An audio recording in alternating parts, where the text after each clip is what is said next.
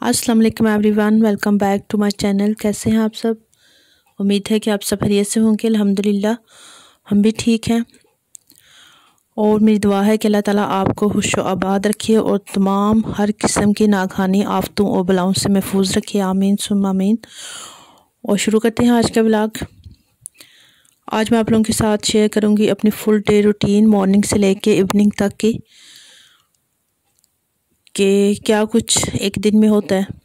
Cleaning को भी मैंने कुछ किया, वो भी बिरयानी की रेसिपी, बिरयानी बनाई गया उसकी रेसिपी शेयर करूँगी। बच्चों को कैसे, मैं जब स्कूल से बच्चे आ जाते हैं तो कैसे वो स्टडी करते हैं, अपना होमवर्क कैसे करते हैं, सारा कुछ छोटे छोटे क्लिप्स, कुछ अपनी रूटीन, सारा कुछ आप लोगों के साथ आज शेयर करूँगी।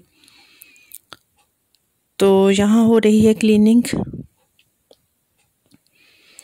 क्लीनिंग में अक्सर जब बच्चे स्कूल चले जाते हैं तो ऊपर चूँकि बेडरूम होते हैं, बाथ वगैरह ऊपर होता है, तो बच्चे जब स्कूल चले जाते हैं तो मैं दिन में ही ऊपर से क्लीनिंग करती हूँ। वैक्यूम करना होता है, हमारा ऊपर सारा कारपेट है तो कारपेट से मैंने वैक्यूम ही सिर्फ करना होता है। तो आफ्टर अ वीक, पहले भी मैंने शायद आप लोगों के साथ शेयर किया हुआ है कि आफ्टर अ वीक मैं बेकिंग सोडा लेके, और बेकिंग सोडा जो प्लेन बेकिंग सोडा होता है हम यूज़ करते हैं अक्सर खानों में या क्लीनिंग करने में, वो मैं यूज़ करती हूँ। और इसके अलावा दूसरा एक उन्होंने स्पेशल बनाया होता है बेकिंग सोडे में फ्रेगरेंस वगैरह डाल के, तो स्मेल के लिए कि कारपेट से पता आपको कि स्मेल आना शुरू हो जाती है। अभी तो चूँकि विंटर है तो विंटर में थोड़ा ज़्यादा हो जाता है कि स्नो वगैरह होती है बाहर और रेन की वजह से, तो कारपेट से ऐसे स्मेल से आना शुरू हो जाती है। थोड़ा ना जैसे हम कहते हैं कि फागी सी कोई चीज़ हो गई है और इस तरह से हो जाता है। और वो मैं कारपेट के ऊपर स्प्रेड कर देती हूँ अच्छे तरीके से। पहले 1 आवर के लिए कभी छोड़ देती हूँ, अगर ज़्यादा टाइम हो तो 2 आवर्स के लिए भी छोड़ देती हूँ। कभी ऐसा करती हूँ कि जब बच्चे स्कूल से नाश्ता वगैरह करके चले जाते हैं तो मैं ऊपर आती हूँ, तो आके तो उसको स्प्रेड कर देती हूँ पूरे कारपेट के ऊपर। बेडरूम्स में, जो हमारे स्टेयर्स के ऊपर बेडरूम्स में वॉशरूम होता है ऊपर, उसमें हर जगह मैं इसको स्प्रेड कर देती हूँ 2 आवर्स के लिए, या टाइम पे डिपेंड करता है। अगर ज़्यादा टाइम हो तो 2 आवर्स के लिए छोड़ देती हूँ, अगर टाइम कम हो तो फिर मैं इसको 1 आवर के लिए छोड़ देती हूँ। तो फिर 1 आवर या 2 आवर्स के बाद वैक्यूम करती हूँ, तो बहुत अच्छे से जो हमारा कारपेट है वो क्लीन हो जाता है और जो जर्म्स वगैरह होते हैं वो भी ख़त्म हो जाते हैं। बड़ी अच्छी सी प्यारी सी स्मेल आना शुरू हो जाती है। तो अभी भी मैं वही क्लीन करने लगी, तो मैंने सोचा आप लोगों के साथ भी शेयर कर लूँ। तो ये मैं अभी स्प्रेड करूँगी आपके सामने, आपको दिखाऊंगी कि कैसे मैं करती हूँ। मैंने हर जगह इसको अच्छे तरीके से इस तरह से स्प्रेड कर देती हूँ। तो स्प्रेड करने के बाद मैं छोड़ दूँगी और फिर जब टाइम मिलेगा तो आके नीचे चली जाऊँगी, नीचे अपना जाके काम करूँगी, तो फिर बाद में आके इसको वैक्यूम करूँगी। तो इसी तरह वैसे तो डेली की क्लीनिंग चलती रहती है, थोड़ी बहुत तो हमें डीप क्लीनिंग करना पड़ती है, कभी वीक के बाद, कभी आफ्टर 2 वीक्स, कभी 1 मंथ के बाद अच्छी तरह से डीप क्लीनिंग करना होती है। वैसे तो हमने पहले सोचा था कि हम कारपेट जो है वो उसको हटा देंगे, छोटे बच्चे हैं तो ये है कि कारपेट को वॉश भी करवाना पड़ता है। तो लेकिन फिर मैंने अपने हस्बैंड से बोला कि नहीं, कारपेट रहने देते हैं, क्योंकि बच्चे हैं तो प्ले वगैरह करते हैं ऊपर, तो एक ईजी हो जाता है, विंटर में भी एक गर्म सा रहता है। तो फिर हमने नहीं हटाया था कारपेट। ऊपर हमारा सारा कारपेट है, नीचे वुड फ्लोर है। तो बाज़ लोगों का इधर वुड फ्लोर होता है, ऊपर भी लोगों ने बहुत कम कारपेट जो है होता है। ये आपके अपने ऊपर डिपेंड करता है, आपकी अपनी चॉइस होती है आप कारपेट रखें या वुड फ्लोर होता है ज़्यादा। टाइल्स वगैरह बहुत कम इधर होती हैं। तो लेकिन मुझे तो अच्छा लगता है कि कारपेट हो, तो ये क्लीन करने में थोड़ा मसला होता है, आपको वॉश करवाना पड़ता है इसको।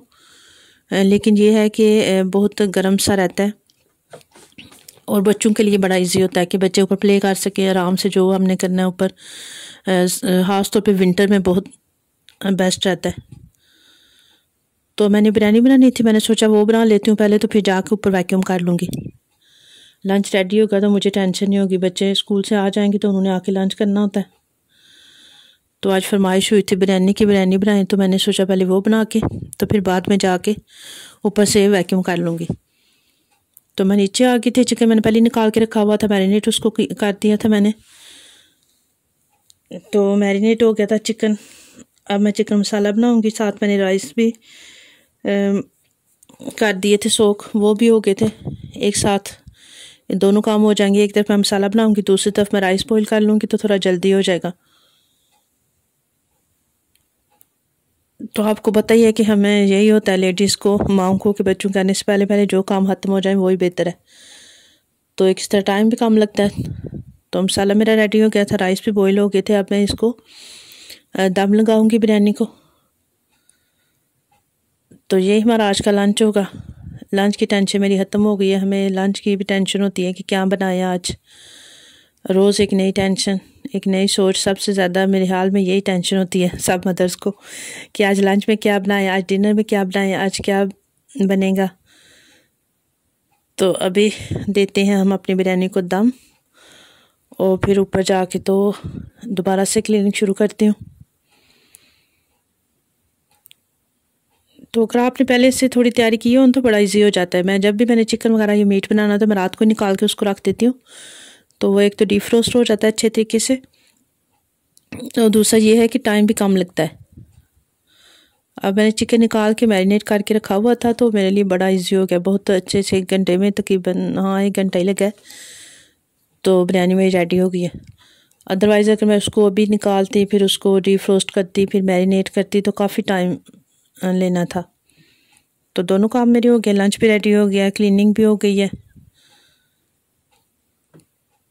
तो अब बच्चे स्कूल से आ जाएंगे तो वो लंच करेंगे, फिर मैं उनको होमवर्क वगैरह करवाऊँगी। ये भी इधर होता है, खुद ही हमने सब कुछ करवाना होता है। कुरान पाक भी खुद बच्चों को पढ़ाना है। उसके अलावा हमने होमवर्क बच्चों को खुद करवाना है। स्कूल का जो सारा वर्क है हमने वो खुद ही इधर करवाना होता है। ना ही तो बच्चे ट्यूशन जाते हैं इधर। वैसे इतना होमवर्क इधर होता नहीं है जैसे पाकिस्तान में होता है कि बहुत ज़्यादा होमवर्क होता है, बच्चों को प्रॉपर राइट करना पड़ता है, काफ़ी का होता है, बुक्स का होमवर्क होता है, टेस्ट वगैरह इस तरह का। इधर बहुत कम है कि बच्चों को ज़्यादातर करवाते हैं, जो प्रैक्टिकल वर्क ज़्यादा करवाते हैं। होमवर्क बहुत कम होता है, बच्चों को होता है लेकिन बहुत कम होता है। जैसा पाकिस्तान में हमारा मेथड है उस तरह का इधर नहीं है। इधर ज़्यादातर प्रैक्टिकल करवाते हैं बच्चों को। रिटन जो है या रीडिंग वगैरह, रीडिंग तो बहुत ज़ोर देते हैं ये लोग, रीडिंग पे बहुत ज़्यादा फोकस करते हैं कि रीडिंग स्कूल में भी हो। बुक स्पेशल बच्चों को इवनिंग में सोने से पहले बच्चों ने बुक ज़रूर रीड करनी है।